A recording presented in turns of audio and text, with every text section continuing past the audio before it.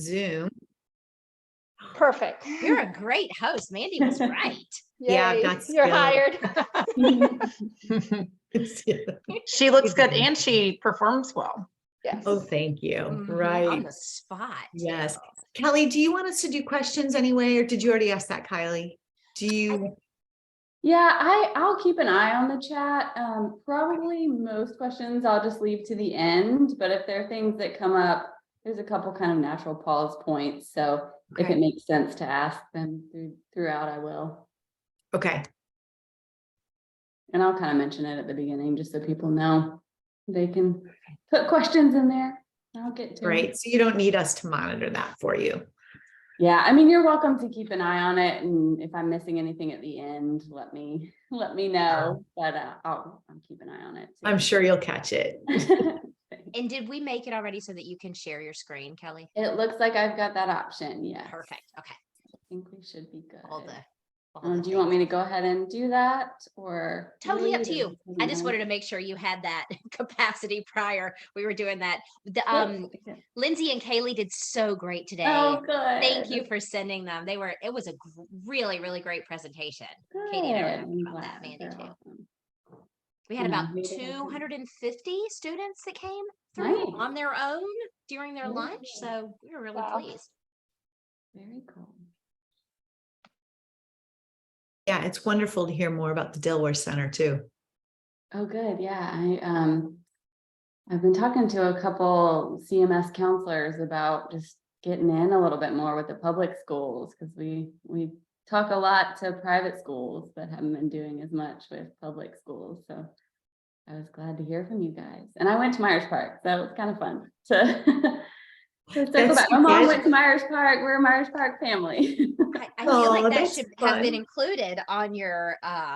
On my bio, I know. You maybe need to share that. Is that your fun fact you can share with everyone? That's a really cool connection. I love it. Full circle. Who would have All in thought? love with psychology, Mr. Flynn.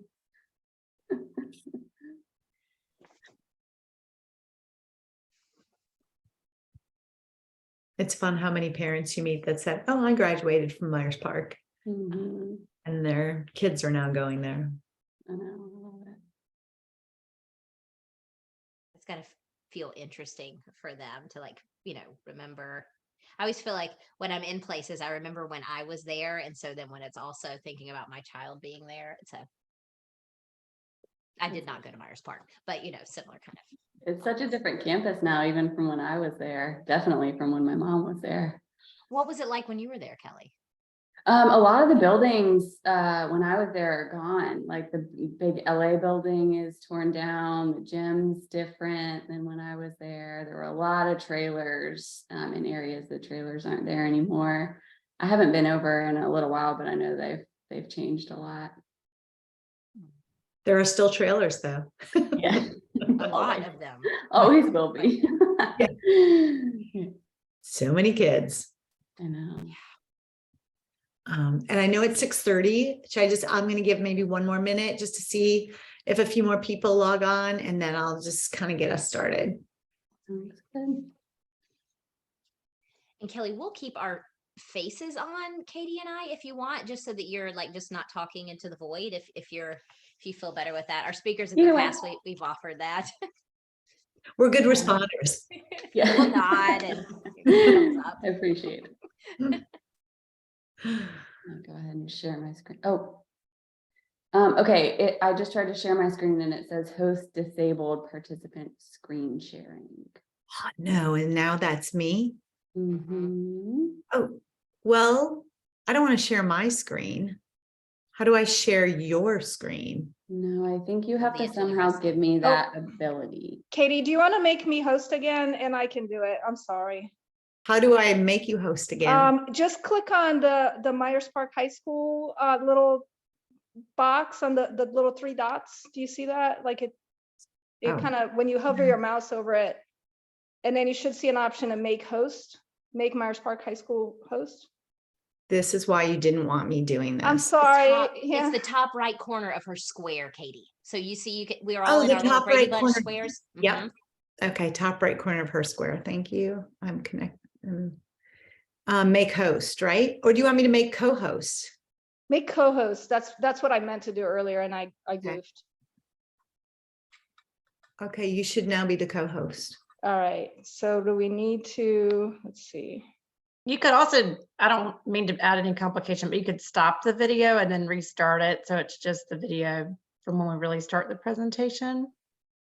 You don't want to Um, hear all of our background conversations, Mandy. Do you want me to stop the video for a second? Yeah, and then Whatever. just start it right back, like, and let this be the real one. I'm not sure what you mean by stop the video, though. I think she means the recording. Oh, All right. Well, hello, everybody. Thank you for being patient with us. I want to get this evening started by welcoming everybody and taking the time to attend this really important presentation. I appreciate you all being here. The presentation is called Alcohol, Marijuana, and Adderall, Oh My, How to Navigate Household Boundaries Related to Substance Use and Abuse. I'm going to introduce myself, and then I'm going to let Kylie introduce our wonderful speaker. My name is Katie Boggs, and I am co-chair of the PTSO Mental Health Initiative Committee, and I'm a parent of a sophomore at Myers Park, and I'm also a licensed psychologist, and I work with kids and families in the Charlotte area. And I am Kylie Thiel. I'm also one of the three co-chairs for the committee. I am a licensed mental health counselor in Charlotte and have been since 2002. And I'm also the parent of a sophomore at Myers Park currently. And I am pleased to introduce our speaker for tonight. Kelly Little received her master's in social work from the University of North Carolina, Charlotte in 2014. She is a licensed clinical addiction specialist and certified clinical supervisor. Kelly has been working in substance use disorder treatment since 2011, specializing in the treatment of adolescents. Currently, Kelly is employed as the clinical supervisor at Dilworth Center, a local intensive outpatient treatment program for substance use disorders. In addition to supervising the clinical staff, Kelly works directly with the adolescent patients and their family members. Kelly finds her work to be an honor and a privilege as she is able to see families heal through recovery. And we also just found out that Kelly is also a proud Myers Park High School graduate. So thank you for joining us tonight, Kelly, and we are so grateful that you're here. Thank you. Thanks for having me. I'm excited to be speaking to Myers Park parents and, just sharing a little bit about a topic that I have fallen in love with, a population of people that I really enjoy helping. So thanks for giving me the opportunity. And I'll start by saying I do have the question and answer box up. I didn't see a chat box. So if there is a chat box, if you guys will just keep an eye on it, and we can definitely circle back to that. Again, I'll keep my eye on it. I'm probably going to leave most questions until the end, but if you guys have questions that come up throughout my talk, please put them out there. I want to make sure that I answer any questions that you guys have. And I'll also leave my information. It's on the last slide, so you'll have a way to reach out to me if you have further questions that you want to discuss offline as well. So yeah, I wanted to start this talk by just kind of going over what's out there. I framed this discussion as an opportunity for people at all different stages and spaces of alcohol use, misuse, or abuse to kind of come and learn about this topic. And so for many parents of adolescents or high schoolers, we don't know what's out there these days. What are they using? Is it different than when we were their age? And so that's where I wanted to start this talk, and then we'll focus a little bit more specifically on addiction, how that looks in families, and as parents, what you can do, what your role might be navigating adolescent substance abuse in your own homes. So these are kind of the substances that are out there in short form, if you will. And I put them into different categories for specific reasons. So you may have already kind of gathered from looking at this list that those top three tend to be starter drugs, if you will. These are the drugs that we have exposure to first. And I say we because many of you, including myself, at some point as an adolescent, were exposed and had the opportunity to try these substances. So this is typically the most accessible category of drugs for adolescents and what they will start first. Alcohol, we all know what alcohol is. I do just like to clarify that beer and wine are alcohol. Sometimes people, when they refer to alcohol, just kind of zero in on liquor, but beer and wine do fall under that category. Seltzers these days are really accessible to adolescents with all the fruity flavors and kind of those are just more appealing to a lot of adolescents who may not have been willing to try liquor or beer because it tastes nasty. There's a lot more options these days than there were back when many of us had the opportunity to try alcohol that are a little bit more enticing to adolescents. It's kind of a misconception these days that marijuana has taken over as the drug that adolescents try first. Most adolescents are still trying alcohol first. One of the reasons for that is many adolescents have accessibility to alcohol in their own homes. Whether it's parents allowing it or not, a lot of homes have alcohol in them. And so it can be easy to sneak that and access that. Whereas marijuana, you have to have a little bit more effort to get it. So alcohol is definitely still, one of the drugs that we're seeing many adolescents at least experiment with. I always like to mention at this point that just because an adolescent experiments with alcohol or any drugs for that matter, doesn't mean that they're destined to be an alcoholic or even that it's a bad thing. It's a pretty normal part of the adolescent experience. And it's something to be aware of. And we'll kind of talk as we go along what markers may indicate that it has crossed that line into problematic. Obviously, marijuana is also a very accessible drug these days. And it's a very popular drug. Our society has really kind of rallied around this marijuana culture. Obviously, legalization has been a pretty big debate, although it's not legal in North Carolina. I wouldn't be surprised if that happens soon. And there are legal ways to get high off of marijuana-like products, even in North Carolina. So you'll see out to the side there, I wrote some different forms of marijuana or marijuana-like products, particularly those that many adolescents are accessing. So of course, there's marijuana plant that can be smoked. That is still accessible, still popular and widely used.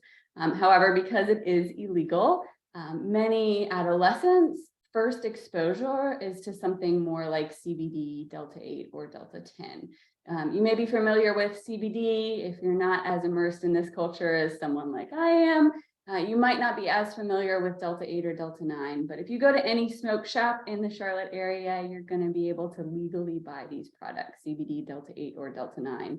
And just kind of a little kind of chemistry lesson, when we talk about THC, which is the active ingredient that gets you high in marijuana, its chemical form is Delta 9. So if you think about Delta 8, Delta 10, they're just very small variants of the chemical makeup of THC, which is Delta 9. So technically Delta 9 is illegal, but Delta 8 and Delta 10 are not illegal in North Carolina and can be sold in smoke shops. They're sold in the exact same way that traditional marijuana would be sold. So if you go into the smoke shop, you might be hit with the smell of what smells like marijuana. It's probably Delta 8 or Delta 10 or something like that. So you can buy nuggets that look like weed and you can smoke them. You can also buy vapes and other kinds of gummies, those kinds of things that have Delta 8 or Delta 10 in them.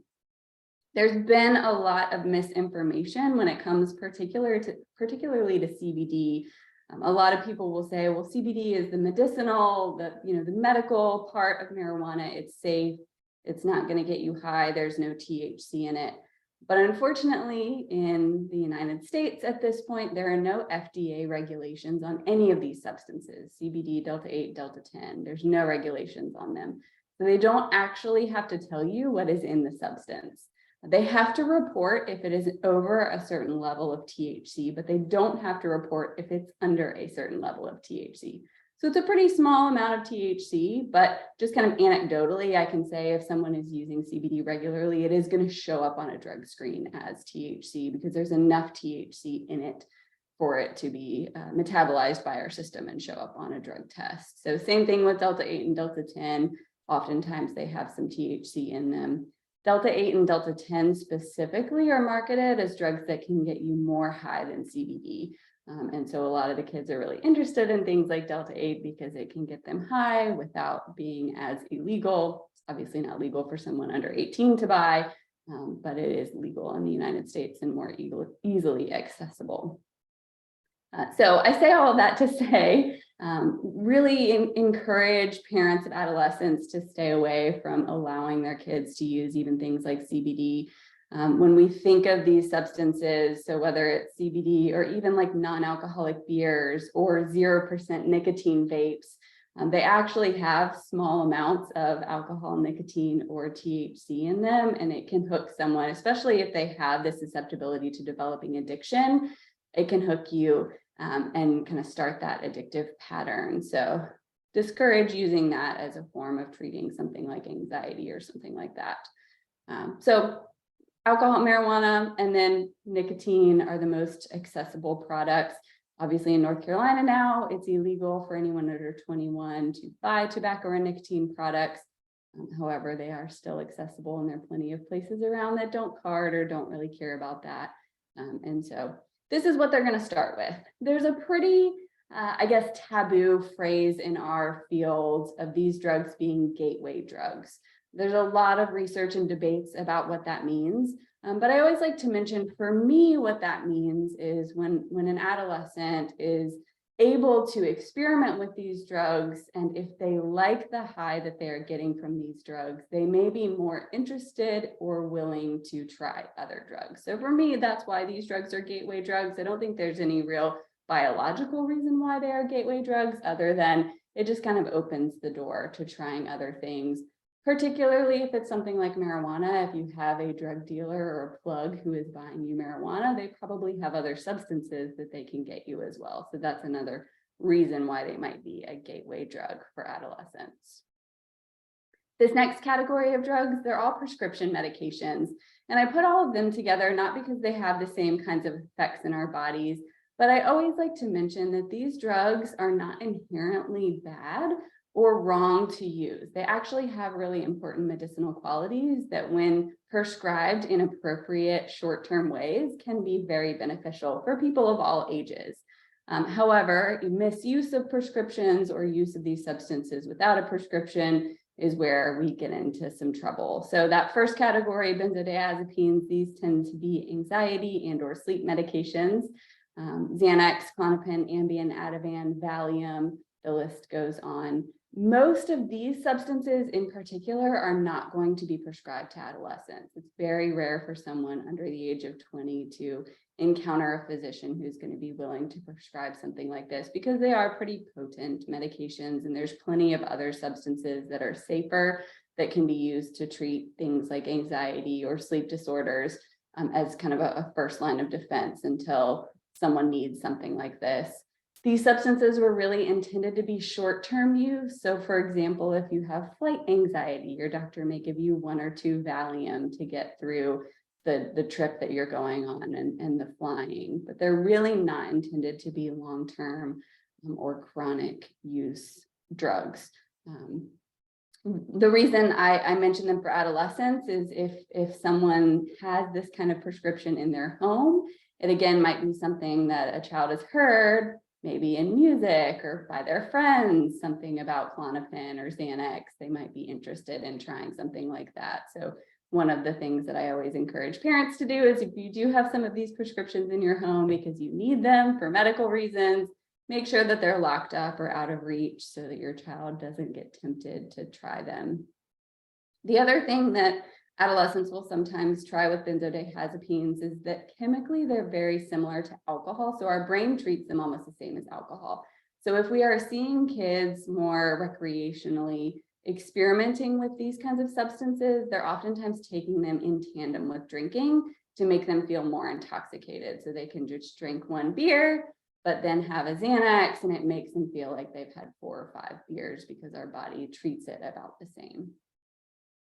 Opiates, we all know what opiates are. We've been in the middle of an opiate crisis for quite a while. One of the things that I always like to point out with opiates is that we're seeing more and more fentanyl on the market, the black market, if you will. If you haven't heard of fentanyl, it's just a really strong opiate. that traditionally has only been used in like surgeries. A lot of times it's administered through a patch, so it seeps very slowly through our transdermal, through our skin. It's a very monitored way of receiving fentanyl. But dealers or people on the black market are sprinkling fentanyl in with the opiate substance of choice, whether it's oxycodone or hydrocodone, mixing it all together and then pressing pills from that. One of the reasons that fentanyl is causing so many overdoses, not only because it's just a very strong drug, but also if you think about making a batch of cookies, you're making cookie dough and you dump a whole bunch of chocolate chips in the cookie dough. When you go to separate them into individual cookies, you can't make it so that every cookie has the exact same number of chocolate chips. That's really difficult. So when you're sprinkling something like fentanyl into a mixture of other substances and then dividing it into pills or bags of the substance, you can't tell exactly how much fentanyl is in each pill. And so it's kind of Russian roulette every time someone is using a black market opiate. We don't know how much fentanyl is in it. If there's fentanyl in it, I would argue that most of the black market opiates these days do have fentanyl in them. The good news for adolescents is that we aren't seeing quite as many adolescents using opiates. We're seeing a higher number of young adults using opiates. So this is kind of a category of drugs that most people have to work up to. So when we talk about addiction, we talk about the progression of the disease. Most people don't start with something like benzos or opiates. They work up to that. And so just kind of for your sake as adolescent parents, we're not seeing quite as much opiate use. One thing I will encourage you to keep an eye on is it's a really common story for us to hear adolescents saying that their first introduction to opiates was minor surgery like wisdom teeth surgery. And so if your child is going through something like that, I know I got my wisdom teeth out and I was good with Tylenol and ibuprofen. Certainly there are instances whether there's an infection or some complications that opiates are medically necessary, and that's great. But I always encourage families just to try to go without if possible, and only kind of bumping it up to the opiates if possible. Because it can be as simple as that. If a person is susceptible to developing addiction, trying opiates for the first time through a prescription can be where that flip is switched. And from that point on, they want to get back to using that substance. Amphetamines is a substance that we see a lot in adolescent patients, mostly through prescription. So amphetamines are any ADD medications, things like Adderall, Ritalin, Concerta, Focalin, Vyvanse. Again, the list goes on. They're always coming up with new off-brand amphetamines. These again are addictive substances that have a purpose. So if your child is truly diagnosed with ADHD and truly needs this medication, it can be incredibly helpful and important for them to be on the medication. One of the things that I always encourage parents to do when it comes to amphetamines is make sure that your child is legitimately diagnosed with ADHD. Unfortunately, providers across the nation, but North Carolina has been known to be one of the most overprescribed states for amphetamines. We'll just give you Adderall if you say you or your child has focus issues. And that's not a true diagnosis of ADD. So I always encourage parents to go through the proper channels, meeting with a psychologist, so not a pediatrician, not a medical doctor, not even a psychiatrist, but a psychologist who can do psychological evaluations for ADD and learning disabilities and make sure that you have a legitimate diagnosis of ADD before seeking a medication like this. Because if your child is just having focus issues, but doesn't have a true diagnosis of ADD, an amphetamine can be pretty dangerous for them to take regularly.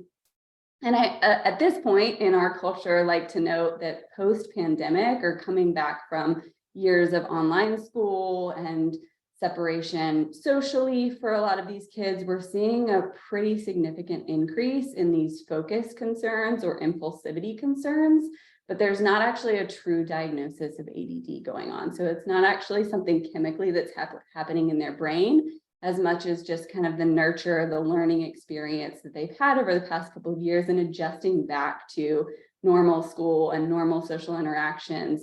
And so really just being careful, not jumping straight to, we got to get you medicated because you're not focusing and you're not getting your homework done. maybe seeking therapy instead of medication to see if they can kind of unlearn what they might have learned during the pandemic.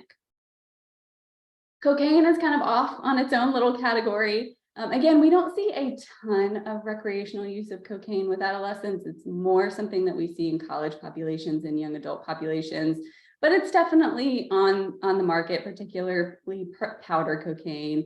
In this area, we don't see as much crack cocaine, but it might be something that they encounter in party scenes, things like that. It is a similar type of drug to amphetamines in that it's an upper. So if your child really likes amphetamines, they might be drawn to trying cocaine. And then the last little category is hallucinogens. So these are drugs that create, hallucinations. We see things, we feel things, we hear things that might not be there. These are definitely recreational drugs that we see accessible to adolescents. We don't see as much addiction with these drugs as much as just isolated events that cause negative consequences. So you might see here that I put research chemicals with a question mark, and I always like to zero in on when an adolescent is buying what they think is LSD. It's normally not true LSD. That's not really a drug that's available on the market to anyone, but definitely not adolescents these days. Really, they're just buying research chemicals. So they're just buying a tab that has some random chemicals sprayed on it that's supposed to synthesize an LSD experience. And unfortunately, we've seen kids over the years, especially over the past 5 years, experiencing hallucinations or paranoia and having trouble getting out of that even once the high is gone. So again, just kind of a Russian roulette. They don't know exactly what they are getting when they buy LSD. So that's kind of what's out there. I really love this data monitoring the future. If you're interested in research at all, it's a really cool website to go to. So over many, many years, this researcher has talked with 8th, 10th, and 12th graders. They do it every year, and then they ask them about drug trends. And so this particular chart just indicates, I get a lot of questions post-pandemic about have drug use rates increased dramatically because kids have more depression and all of that kind of stuff. And so this chart was pretty interesting to me. It basically tells me that drug use rates across the country have not increased exponentially. If anything, they've stayed about the same. Of note, cigarette smoking has decreased a lot, which I think is a great thing. But if we flip back to the front, nicotine vaping is about the same, and marijuana vaping and smoking is a little bit higher. So maybe balancing out some rates, just fewer kids smoking actual cigarettes, which is great. But good news overall that rates haven't dramatically increased since the pandemic. So we talk about all these drugs out there. We talk about kids experimenting, which is a normal, natural desire for kids. But I think it's really important, not only for you as parents, but also for your kids to know what can increase their chances for developing addiction. Because we're all born in this world with various chances of developing various things. If you have a history of diabetes, for example, it's important for you to know that as you pay attention to your exercise and eating habits, or heart disease, all of these things, Alzheimer's. We know that there are biological illnesses that we may be born with a higher likelihood of developing down the line. Same thing goes with a lot of these mental health disorders, including addiction. So this is a pretty quick list, but some of the heavy hitters of what I think you should know, but also I hope you have the chance to communicate to your children so they can know what might make them more susceptible. So the first thing is any adverse childhood experiences or trauma. So if you aren't familiar with adverse childhood experiences, it's a pretty quick, easy Google search to look at what all those are. But it's things like divorced families, trauma in your household, alcoholism or mental health in your household, poverty, things like those fall on the adverse childhood experiences list. Trauma can encompass many things, certainly abuse and neglect, whether it's physical, emotional, or sexual abuse can fall under the trauma lens. A major car accident or injury, a major medical diagnosis that a child has at a young age, all of those can fall under that trauma category as well. So kind of counting how many ACEs you have or trauma experiences you have, the more likely you are to developing addiction down the line. Co-occurring disorders, so any mental health diagnoses, certainly ADHD, anxiety, depression, bipolar disorder, and really any mental health diagnosis. If we think about very basically what these mental health diagnoses are, they're just a misfiring of neurotransmitters in our brain. And when we put drugs in our system, it really produces or kind of facilitates that misfiring of neurotransmitters in our brain, because all of a sudden we're putting these synthetic neurotransmitters in our brain and our brain gets confused. And so we already have some deficits in that area. Our brain is designed a little bit differently than the next person. Putting that synthetic kind of chemical in our body can just escalate things and make both our mental health diagnoses or experiences heightened, and also increase our chances to developing addiction. Family history is a huge one. I always like to really zero in on this one on this list, because I come from a family that has substance use disorders where we didn't really talk about it. And a lot of families have that similar experience. So addiction in the family can come with shame, can come with secrecy. A lot of families with addiction sweep things under the rug and don't talk about them. And so it's often that children grow up not knowing that they have a family history of addiction. When I think about family history, I'm talking parents, grandparents, aunts, uncles, cousins, maybe even great-grandparents. That's kind of the close extended family that I would look at when it comes to increasing susceptibility. Statistically, if we have addiction or alcoholism on one side of our family, it increases our chances 50%. And if we have it on both sides of our family, it increases our chances 75%. So those numbers are pretty big. It certainly does not mean that you are destined to be an alcoholic if you have alcoholism on both sides of your family. But it is important to know that, because you may need to pay attention to your relationship with alcohol, whereas your friend might be able to experiment with alcohol a lot and not have any negative consequences or experience the slippery slope of addiction. You might not be able to do that quite as much. So just being aware of that is important. Age of first use is another factor that increases our chances of developing addiction. So statistically, we know that if a person uses before the age of 21 or after the age of 25, their chances of developing addiction increase. However, the kind of 18 to 25 window is probably the safest time to start experimenting when it comes statistically to the chances of developing addiction. Earlier than 18 and the younger you get, the higher likelihood you have to developing addiction. So a person who starts experimenting with alcohol or marijuana or even nicotine at 11, 12, 13 is going to have a much higher likelihood of developing addiction than 17, 18, 19. So age of first use is important. And then the last thing is concussions. Again, I already explained that when we put drugs in our brain, when we put drugs in our body, it affects our brain. So any kind of traumatic brain injury or concussion is going to increase our chances. There's a lot of media these days, particularly with football players, about concussions and all the negative effects those can have. If you look at addiction rates in many athletes, they're pretty high, and some of that is going to be drawn to the concussion rates with athletes as well. So again, pretty short list, but pretty comprehensive list that I encourage you to talk with your children about. It's not going to necessarily stop someone from experimenting to know that their likelihood of developing addiction is high, but at least they're making an educated decision. At least they have the opportunity to approach it through a different lens. Whether they choose to do that or not is out of our control, but at least we're giving them that opportunity. I think that's the really important thing. When we talk about addiction, again, experimentation does not mean we're going to be an addict. But these are some of the things to kind of look for. If you're starting to feel worried about your child's experimentation, this is kind of a good list of things to look out for, and maybe some red flags is, I might need to call Dilworth Center. I might need to reach out to Kelly if some of these things are starting to happen, because it might mean they're crossing that line from experimentation to some abuse or misuse of the substance. So I won't go through all of it. But basically any major changes, if they're changing friend groups, if their grades are dropping significantly, if they're suddenly not interested in hobbies, if you're noticing that even though they've had consequences because of their use, whether it's legal consequences or punishments from you, and they just keep using on a regular basis.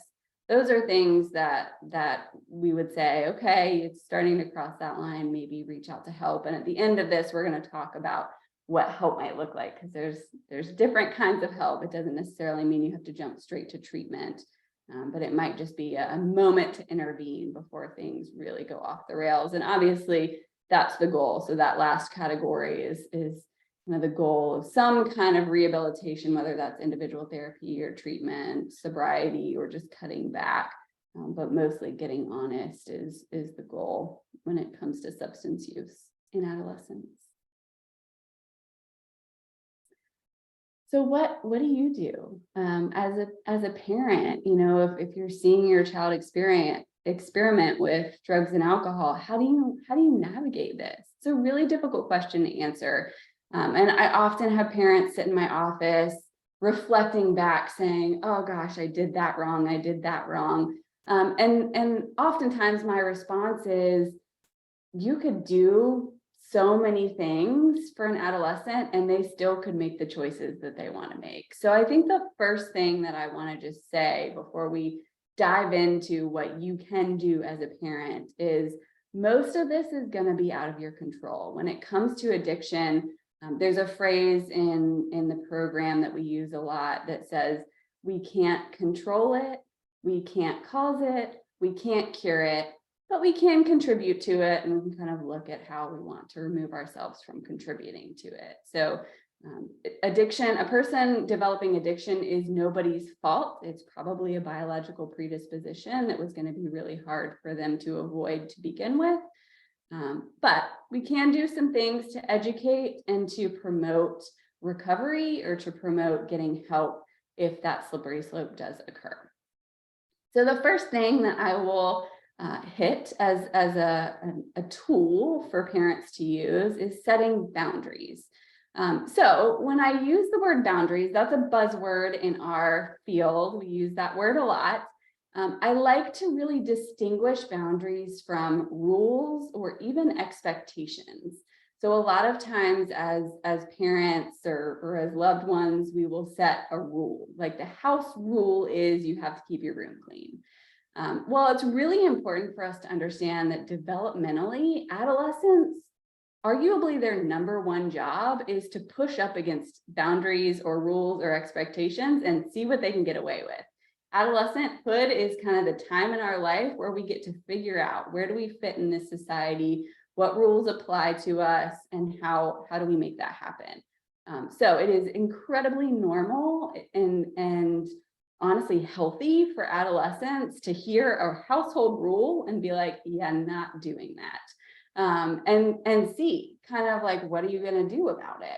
So when we talk about boundaries, the boundary is what is acceptable to you as a parent, and it has to include a logical, consistent consequence if your child chooses to go outside of that acceptable space.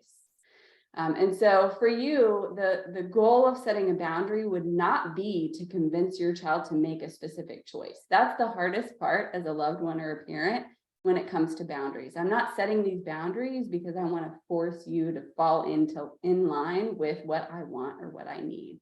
I'm setting this boundary because I need you to know what's acceptable to me. And if you're not going to fall in that space, I need you to know that I'm not going to participate or enable you to stay in that space. So there's going to be some consequences. You still get to choose whatever you want to choose, but there's going to be some consequences. And arguably there's consequences to all actions, all decisions that we make as humans. Some consequences are positive and some consequences are negative.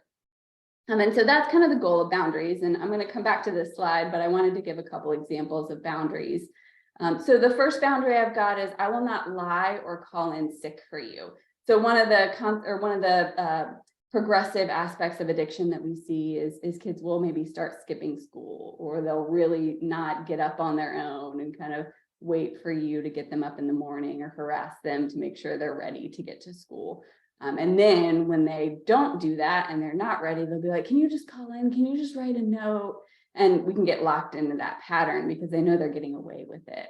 And so the boundary can be, I will not lie or call in sick for you. The consequence is if you're unable to attend school because of your choices, you will be responsible for the natural consequences. So the goal is not rescuing them, not jumping in and say, okay, fine, I know you didn't do it, but I'll write a note so you don't get a tardy or you don't get an absence from that teacher, because I know if you do, there's going to be consequences, dings on your grade, or you're going to have to go to in-school suspension or whatever. So really removing yourself from the middle of that means that they can't use you, they can't manipulate you and kind of loop you into that chaotic cycle that keeps the ability for them to sleep in or not go to school. But again, you're not like enforcing some kind of punishment. So it really is a natural consequence of their actions. You're just saying, I'm not going to save you from those natural consequences. The second boundary is I will not allow alcohol or drug use while you're living in my home. That's not necessarily a boundary that every parent wants to set in their home, and that's okay. That's not a boundary that you want to set. But if that is the home that you want to live in, no alcohol or drug use while they're living in your home underage. Then a consequence could be if you're using drugs and alcohol, I will not allow you to drive any of my vehicles. You will be able to earn this privilege back once you test negative for all substances at a drug screening facility. So there's quite a few really important factors that I want to highlight in that specific boundary. One is they still have the choice to use if they choose to use. So you're just, again, kind of highlighting, if that's the choice you make, that's fine. I don't like it. And that means something's going to happen that's different. The consequence that I've detailed here is that you're losing driving privileges. And I specifically put that one in here because I hear over and over and over again parents saying, the difficulty with these boundaries is that it ultimately is a punishment for me if they don't have a car, because that means I have to drive them places.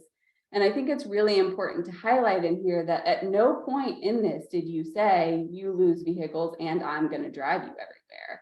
So if they're choosing to drink and use, even though you've told them you can have the car as long as you don't drink and use, if they're choosing to drink and use and therefore they're losing their car, you then do not have to pick up the responsibility of driving them everywhere. And again, I understand that that's hard. I understand that it's easier said than done when they're pecking at you or, you know, berating you and trying to get rides, or maybe they're missing school because of the choices they've made, and it's hurting your heart as a parent to see them not succeeding in school or other spaces because of their choices. But a lot of these boundaries and consequences are about helping an adolescent brain learn that they have choices and there's going to be consequences to their choices. If we as parents constantly rescue them from those choices, they're going to keep making those choices. And that's part of the slippery slope that happens with addiction. So you don't have to pick up the responsibility of driving them. You can drive them if it's convenient or if you want to in that time. But if you're getting in this space of feeling resentful because you're driving them all the time or feeling like it's a consequence for you, I encourage you to look at your part in that and maybe start saying, no, I'm not going to drive you. The other really important part about this is that you're giving them a way to earn the privilege back. And so I see families who have gotten locked in this cycle where the kid is a year out from having any kind of privileges because the parents never gave them the opportunity to earn it back. So detailing really clearly what they need to do in order to earn that privilege back can be motivating, particularly for someone who's just kind of experimenting with drugs and alcohol. They're probably going to hear that and be like, okay, I'm going to work towards earning my car back. For someone who's developing addiction, that might not be as motivating for them, but that's going to be an indicator for you that, okay, this isn't working. Maybe I need to call Kelly or Dilworth Center. And the last part that's really important, I get this question all the time, should I drug test as a parent? I think drug testing can be a very helpful tool. It is a tool that can be easily manipulated. These kids know all of the ways to get around drug tests. So it's not foolproof. I don't hang my hat on a drug test. I don't make all of my decisions based on a drug test, but I think it can be very helpful. And I typically encourage parents, instead of doing at-home drug tests, I typically encourage parents to take their child to a facility to do drug tests, because it kind of takes you out as the bad guy or the one who's having to administer the drug test. But also facility administered drug tests are much more reliable. And so there's quite a few places that will do it. Sometimes pediatricians or psychiatrist's office will do it. There's a place called Any Lab Test Now. It's a really creative name. They have lots of locations around the Charlotte area. You don't need a doctor's note or anything. As a parent, you can just bring your child there, walk in or appointment, and have them drug tested. So again, that's called Any Lab Test Now. So that's a really helpful resource. If you are interested in drug testing your child, that's where I would recommend. Okay, so setting boundaries is the first thing that you can do with logical and consistent consequences. Only put a consequence on there if you're actually going to follow through with it. So if you're saying, if you drink again, you're not going to be hanging out with your friends for a month, but then they drink again and you still let them go to prom the next week, that's on you. You did not follow through with your consequence. So only set a consequence that you are actually going to follow through with. If you're not going to follow through with, don't threaten it. That's not a boundary. The second bullet point can be very difficult, and I understand that it's absolutely not always possible. As much as possible, I encourage families to be a united front when it comes to parents, regardless of how many parents are involved, even if it's separate homes. At the minimum, I would encourage any parents in the same home being on the same page. With addiction specifically, if a child is developing addiction, it's going to be really easy for them to split and manipulate parents and kind of pit parents against each other, again, whether they're in the same home or not. So as much as possible, communicate as a united front, a parental front, and be on the same page when it comes to boundaries or expectations. The third bullet point I know is debated. We talk about it all the time. I have parents ask me about it all the time. I personally and clinically recommend that you don't allow your children to drink or use drugs underage in your home. I hear the argument of, well, at least they're safer in my home if I'm supervising them. I have also heard many a parent make that argument and then realize that it's actually not a true argument. I have had, unfortunately, parents have their child pass away in their home from an overdose when they thought that they were observing them or supervising them, and they were sneaking things in the bathroom or elsewhere. So my encouragement is to not provide that, particularly if there are children, not yours, in the home, but even just with your children. Keep prescription medications and alcohol out of reach, locked up, out of the house. We've already talked about that. And then ask for professional help. I see a lot of families who just push it off and say, let's just give it one more try at home. Let's just see if we can do it one more time without asking for help. But it is never too early to reach out for help. And help, again, doesn't mean that it has to be something super drastic. It might just be a once a month therapy session where you sit down as a family and make sure you're all on the same page and that your boundaries are clear. It could be something more drastic as well, but I encourage you at first sign of concern to give someone a call and reach out for help, because again, it can be too late, but it's never too early to ask for help. So the last slide is, what is help? And here's what I'll say before I go through the list. I love to be a resource. It is so difficult to navigate the therapeutic field and community, particularly in Charlotte. There's a lot of providers. There's a lot of really amazing providers. There's a lot of really not amazing providers, and there's lots of different levels of care. So as a parent, you are not supposed to know how to navigate the system, and that is okay. If you are in a position where you need to learn how to navigate the system, I just always encourage people to just go ahead and reach out to me. Or you've got some really great providers here at Myers Park who obviously are invested in your children's future and well-being. So reach out to them. If they have any questions, they can reach out to me and we can kind of help you navigate the system together. Individual therapy is oftentimes where families start. So having either the child or the family system meet with a therapist one-on-one, and hopefully qualified therapists will realize if it is true addiction or if it's kind of escalated to a place that's outside of their scope of practice, they're going to bump you up and refer you out maybe to a program like ours. But if you call your insurance company, they can give you a list of therapists that are in network. That can be a good place to start. Again, you can call us at Dilworth Center. We can give you a list of individual therapists if we don't feel like we would be helpful or that we would be too much for you. So reach out to someone you trust.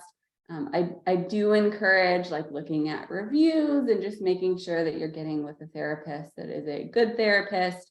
And also, if substance abuse is part of your concern, looking for a therapist who specializes in substance abuse.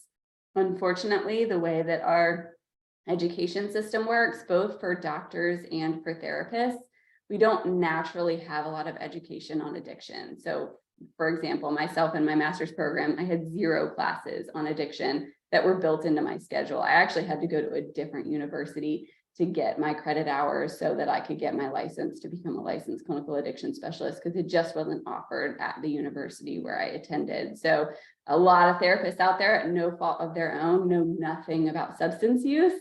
And so that's one of your major concerns, making sure that you are connecting with a therapist who does understand that, even if it's not their top specialty. Family therapy, I think, can be great, both just for parental units, but also for the whole family. If communication is something that you guys are working on, that's another resource. Psychological testing, that's particularly important if you're worried about focus problems or exploring ADD medications, making sure that you're getting testing done. And again, these are just words to many of you, I'm sure. So reaching out to someone you trust to make sure that they can get you connected with someone who is a good provider is helpful. Psychiatrists, they're going to provide medication, whereas therapists are going to be more talk therapy. Psychiatrists can provide medication. And then there's treatment centers like Dilworth Center. So I'll just end briefly on explaining that if you call Dilworth Center, we're going to do a really thorough phone screening with you. So we're going to spend about 30 minutes on the phone with you, getting to know everything that's going on. What are your concerns? Why are you calling? What happened? And from there, we're going to let you know if coming to us for an assessment is appropriate or not. If it's not appropriate, we're going to give you referrals. We're going to get you sent in the right direction for what you and your family needs. If it is appropriate for you to come and explore our program, we're going to schedule a one-time assessment. And that's when we bring first parents in, and then the adolescent, the kid in. And we're going to spend about 7 hours with you guys, and we're going to figure out everything that's going on so that we're making sure that our program or whatever recommendations we make are the best fit for you.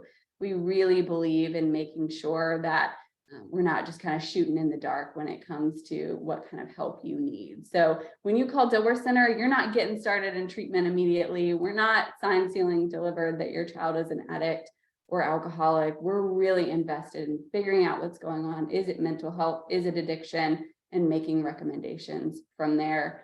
We do treat adolescents, young adults, and adults. So I've focused a lot of this talk specifically on if you have an adolescent who is struggling with substance use or abuse.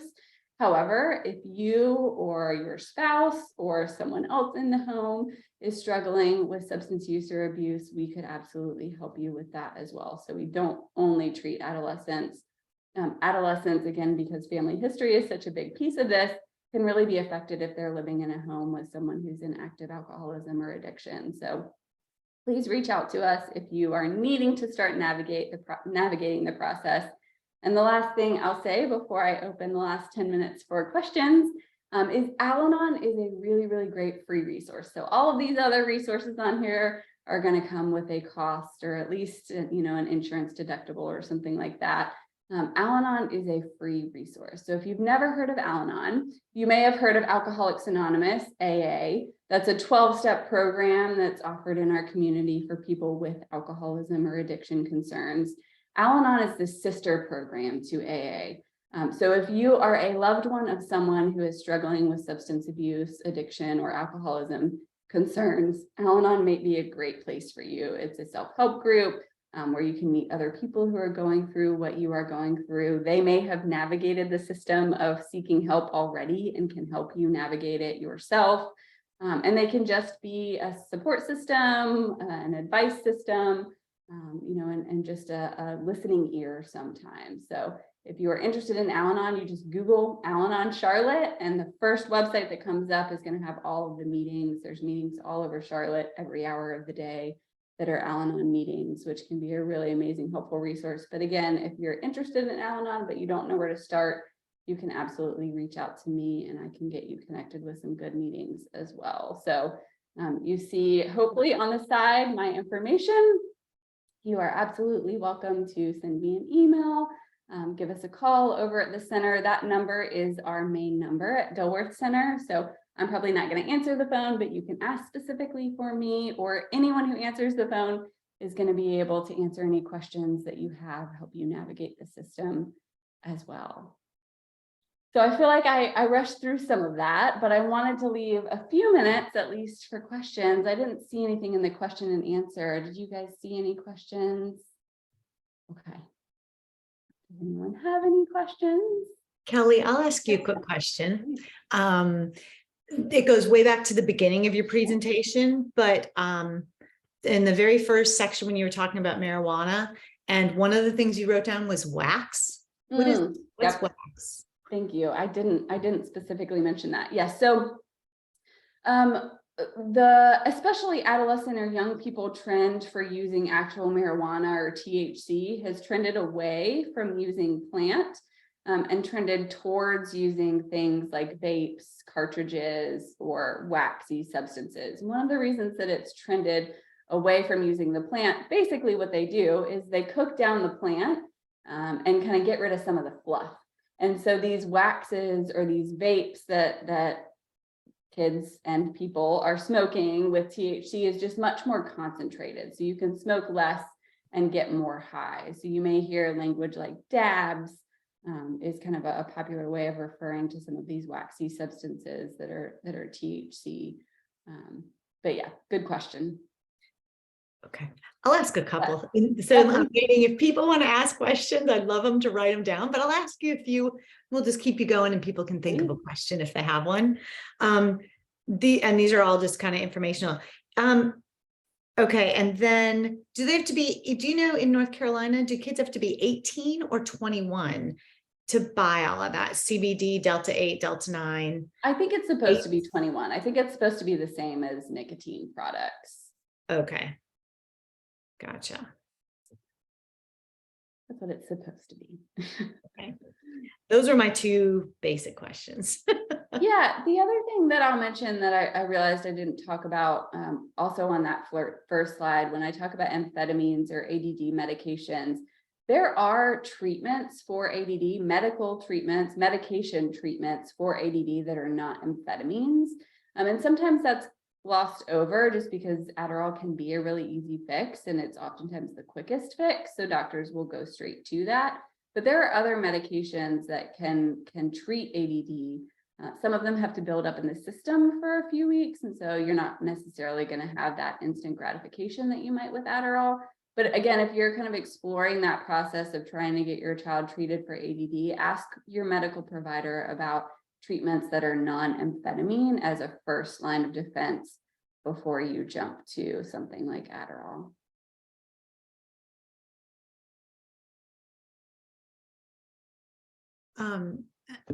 This will be my last question. So today you had two of your colleagues come and present at Myers Park to students who were interested in attending. And we, for the parents out there, we had about 250 kids who chose voluntarily to attend. And I thought it was really interesting. One of the kids asked, you know, what do I do if I think I have a friend who might be, you know, not in control of their use of substances anymore? And I thought perhaps parents might also want to know if if their child comes to them and says, you know what, I don't know what to do because, you know, so-and-so is getting drunk all the time or something, or how do I help? What do I do? Do you have suggestions for parents about the best way to kind of handle that? Or? Yeah, I mean, I think that's a tricky one. I will say I've had many a parent reach out to other parents expressing concerns because oftentimes if their child is using, the friends they're surrounding themselves with are also using. We surround ourselves with people who will enable our habits oftentimes. So I would say that can be an option, reaching out to parents. I really encourage parents to reach out to safe systems like school systems, you know, even reaching out to the guidance counselor or counselor at Myers Park and just kind of saying, hey, we've got some concerns about XYZ student. And just often than just talking to your child about their own choices. Are you making the same choices? Are you making different choices? How do you feel about it? Do you need to talk to a therapist to kind of process this? Because ultimately, as a parent, your concern is your child. As with many things, we can't control if the other parent is concerned about their child using or not, or will do anything about it. So kind of focusing back in on paying attention to how it's affecting your child and what kind of help they might need in that space, I think is probably the most effective, in addition to reaching out to someone that you trust who is an adult to let them know. Okay, so that's a great answer. Thank you. I said that was my last question, but I have one more. Please. Okay. Oh, wait, somebody wrote one. I got it. I'll let them go first. Okay. So the question is marijuana addictive chemically? What about mushrooms and LSD? I've thought of these as more of a bad habit or lifestyle. That's a really, really good question. I will start with mushrooms and LSD. Those substances innately are less addictive in quality. So I see very, very few people, adolescent or otherwise, coming to me with a full-blown diagnosis of dependency or addiction to LSD or mushrooms. Those are more recreational substances. A lot of people will use those in tandem with other substances. But like for LSD, for example, you cannot use it every day. You cannot physically get high off of it every day. You have to have breaks in between. So just innately as a substance, it's not going to have quite as addictive of qualities. Marijuana, on the other hand, is absolutely unequivocally addictive. Unfortunately, 15, 20 years ago, there was a lot of research that came out that suggested that marijuana was not addictive. That has all been proven false and manipulated and not helpful or true data and research. So all of the research nowadays is saying confidently that marijuana is a very addictive substance. The other piece of that is you'll hear a lot in our field that the marijuana that kids are smoking today is not even close to what people smoked years and years ago. So you as an adolescent, if you tried marijuana, you probably wouldn't even be able to handle the marijuana today because it is so much stronger. So, you know, as with everything in our culture, we have manipulated the plants and seeds and the way that we smoke these substances to make it stronger and stronger and stronger. So yes, addictive rates of marijuana are actually higher than addictive rates of alcohol. And what I mean by that is, you know, the amount of people addicted in comparison to the amount of people who use it, that percentage rate is higher for marijuana than it is for alcohol. Good question. And you would look for the same, that list that you had of how you would know if it was a problem. It would look the same, whether you're using marijuana or alcohol or amphetamines. Right. So, and like as a parent, you know, as someone who's not a clinician, this list is going to be a good gauge really for any substance. However, as a clinician, we do have a list of diagnostic criteria. There's 11 criteria in the DSM that we would base our diagnosis off of, but the 11 criteria is the same 11 criteria again for any substance. Yeah, absolutely. Thank you. Did you have another question? I feel like, okay, I'll do one more and then I swear I'll be done. I was curious, this is asking you to give another example, but I know you said, you know, a boundary that parents can set is, I will not allow alcohol or drug use while you live in my house. Mm-hmm. And you said some people might not feel comfortable putting that boundary on it. Have you worked with parents who have not had that strict a boundary, but they've set other boundaries in place that you've seen work? Or yeah, I mean, I think so. The tricky thing about, at least the way you phrased that question, is kind of the idea of boundaries working can set us up for failure a little bit. In my opinion, a boundary works if you follow through with the consequences, regardless of what your child's choice is. So again, the goal is not to make them make good choices or make them not become an addict or make them, you know, not put themselves in difficult situations. The goal is that you're consistent as a parent, that they understand what the boundaries are and that they accept the consequences when they choose to step outside of that boundary. So for me, that's what it looks like for a boundary to work. I've had parents set boundaries of all different kinds.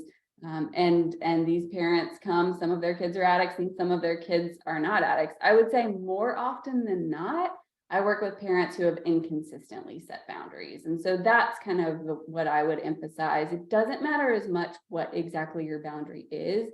It matters more that you're actually abiding by it as a parent, and following through with the consequences. So the boundary is about what's acceptable to you. So you kind of have to figure out what that is in your home. But I've had parents who have said no alcohol and drugs, and their child still uses and still ends up at Delaware Center with a diagnosis of addiction.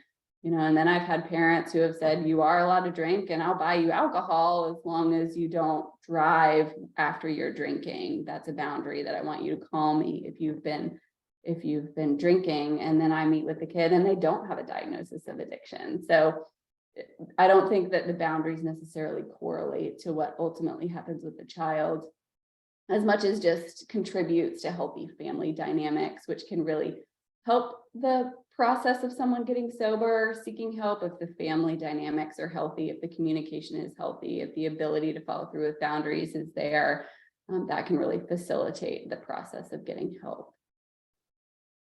Yeah, I was just thinking even the parents that, were here tonight might just be wondering, they might have kids who are experimenting, which you have said is very normal, yet they struggle to, well, how do I handle that? So it is normal. So I know it's out there. So I know it's going on. Yeah.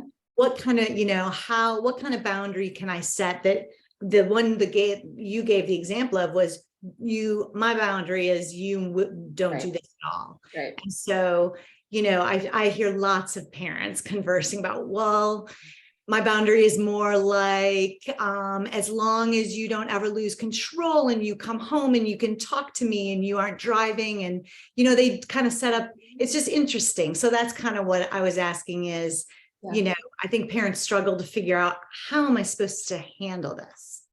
And I don't want them doing it, but yet I should, that. Totally. Yeah, I hear all of that often. And I think as a clinician, I always tell parents, like, I can't tell you what your boundary is because I don't know what you're comfortable with and what you're not comfortable with. But that's what you've got to make the boundary off of. You can't make the boundary off of what you think make your child the most comfortable or the most popular, or the most accepted or whatever.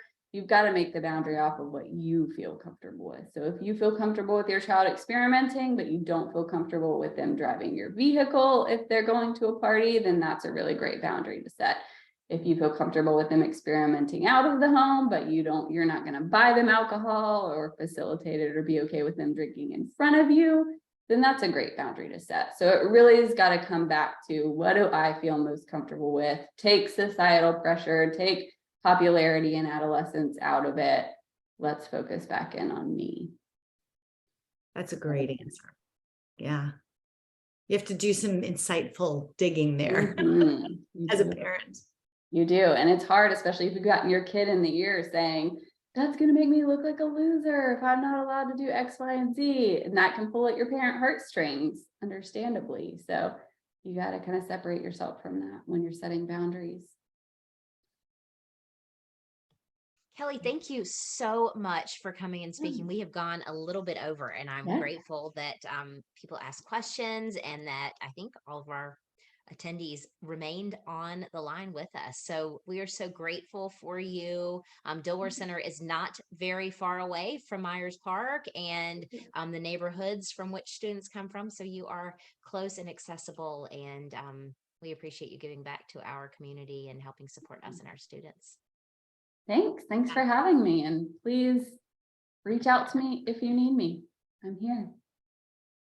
Thank you so much, Kelly, for answering all my questions. Yeah, you're good. They're a great question. And for everyone who attended, we will have one more webinar planned near the end of this school year. And so just stay tuned. There'll be information shared in the Mustang Express. And this will be a recording of this for friends of the parents that are on here or other people that you think might be interested. This is recorded and it will be posted, I think, in the Mustang. I can't think what it's called, the newsletter.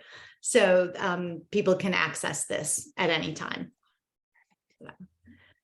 Great. All right. Well, we'll let everybody sign off. Kelly, again, thank you very, very much. Yeah, appreciate it. Thank you.